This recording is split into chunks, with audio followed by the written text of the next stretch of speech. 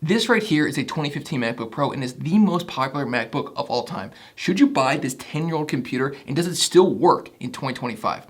This model I have here was purchased on eBay for $229 after shipping and taxes, which was a lot more than I was expecting, but this model comes with 512 gigabytes of storage, 16 gigs of RAM, a 2.5 gigahertz Intel Core i7 quad core, which is not a lot of cores in 2025, and it comes with the dedicated graphics card, the M370X, which has 2 gigabytes of VRAM. So when you first get this laptop, probably the first thing you should do is install OpenCore Legacy Patcher to be able to update to the most recent macOS. I'm currently running Sonoma, and it's working completely fine. I'm sure Sequoia would work just as well, but I always like to run about a macOS behind just so all the bugs get fixed, because computers are tools. They're not really the same as an iPhone. So let's talk about the good. The first good thing is the screen, but that comes with a caveat because mine has the peeling that you'll see around the display here, and that's very common on these older unibody MacBook Pros, and that's just something that's probably going to happen to your computer because these are just so old. They're 10 years old. This is not an if, it's a when they start to peel. So mine's peeling, most of them are going to be peeling, but the screen itself is good. It gets very bright, it's very color accurate. It'd be plenty good enough to edit photos, edit videos, whatever you need.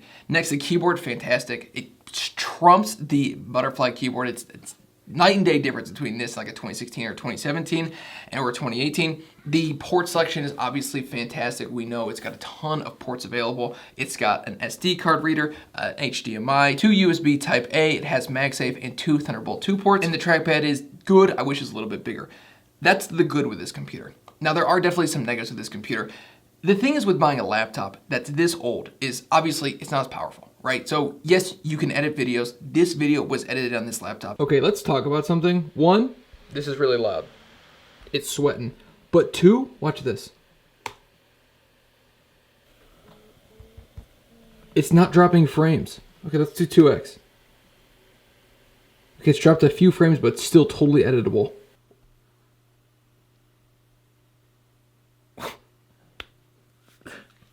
What? That's insane. Let's go. That's sick. And so when buying one of these computers, you have to consider a lot of different things because this computer is a full computer. So anybody that's gonna say, well, just buy an M1 Mac Mini, while yes, the pricing used is pretty similar. This was $229. You could find those for about $325, $329 on eBay. The difference is that this comes with a screen, this comes with a keyboard, this comes with a mouse, this comes with speakers. This is a full setup, the whole thing from soup to nuts. You don't have to bring anything else. So there is a cost in having that. So it's a lot more expensive to have a Mac Mini. And if you only have $225, I think this is an okay option. I would tell you to look at a 2013 or 2014 because they both have the same 4th gen Intel Core i7s that are in them. They have NVIDIA 750, GT 750Ms running in them. They don't have the AMD one. So that may be something you want to consider because those are just generally worse. And if you're looking for just like a reliable laptop to do basic tasks with decent battery life, this laptop does that pretty well. It can handle some other things if you want to do some more intense stuff, but the reality is like you're buying a 10-year-old computer and there are just some limitations with a 10-year-old computer. If you really desperately want a Mac, this is okay. I would buy this over buying a 2016 or 2017. Back then, Intel, the differences between the 7th gen, the 6th gen, and the 4th gen was pretty much not apparent. They weren't doing anything back then. It's no wonder their stock price has shown that. It's a fantastic laptop. It's just old. I've been using this laptop to edit this video along with another video, and I've enjoyed it so much I decided to use it just for a week and replace my MacBook back there.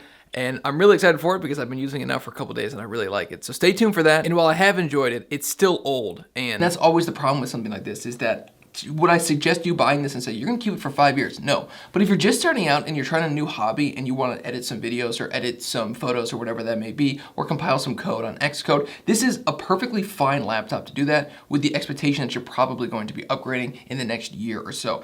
And that's really what this laptop is. It's a good starter laptop, I think. And if you are somebody that really wants macOS, you really want to get into the Apple ecosystem, I think it's still a decent laptop, but I would implore you to look at probably like a 2018 or a 2019 MacBook Pro because those have come down so much in price. I was able to buy one with an i9 that has 2 times the amount of cores that this one currently has for only about $250 more. And then obviously some of the cheaper MacBook Air M1s with 8 gigabytes of RAM, those are always going to be available as well. And that's the thing, it's like, okay, well, if you could spend $50 here, $50 more here, $100 more here, and I understand that sometimes it's just not possible. So at $250, it's okay. it's a cool little laptop. But if you could save up another $100 or maybe another $200, the difference in power that you can get from this to even like a 2019 MacBook Pro with an i9 is pretty remarkable, and it's probably where I would lean, or obviously like a MacBook Air with an M1. Thank you for watching this, Techno Eclipse. I'll see you in the next one. Peace out.